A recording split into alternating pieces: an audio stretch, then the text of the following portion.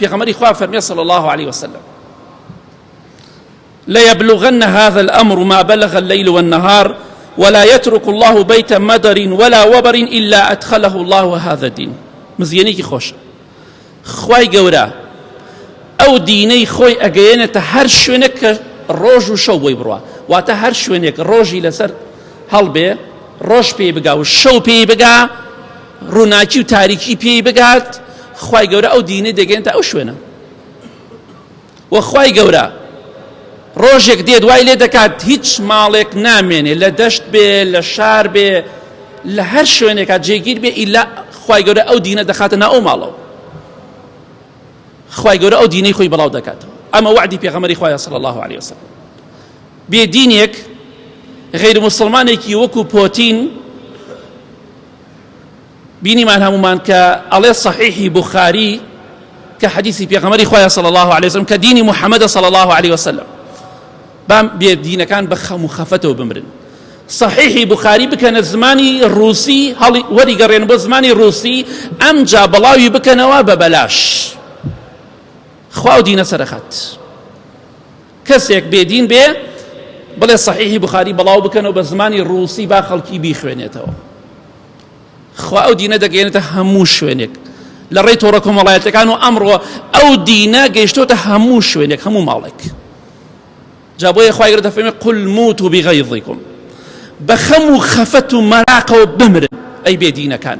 خوا ئەو دینەی خۆی سەرەخا ئەو دینی محەممەدە صلی الله عليه وسلم سەر ئەکەوێ.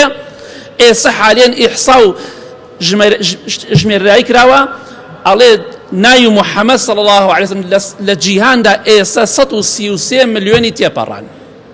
133 ملیۆن کەم ماڵەیە محەممەدی نەبێ خۆت هەتا باوکە ناوی محەممەدە باپیرەت ناوی محەممەدە سەیرێکی کەس و کارەکەت گشتی زۆربەی ماڵەکان محەممەدی کێیە صلی الله عليه وسلم.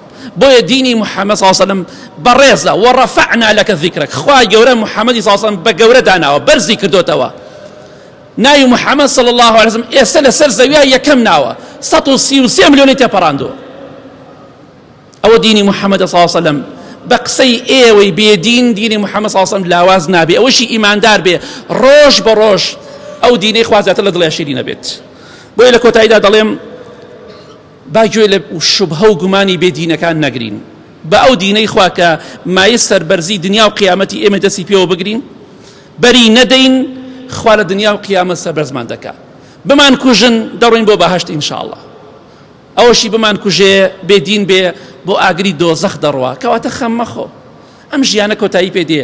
ئەو زاڵمەی کە مسلمانێکی کشتووە و دژایەتی ئەو دینەی خوای کردووە تۆبەی نەکردووە کافرێکە زاڵمێکە بێدینێکە والله لەناو گۆڕەکەیدا پەشیمان دەبێتەوە هەموویان پەشیمان دەبنەوە هەروەکو چۆن فیرعون لە سەرەمەرگە کاتێک خەریک و دەخنکە وتی آمنت أنه لا إله إلا الذي آمنت به بنو إسرائيل.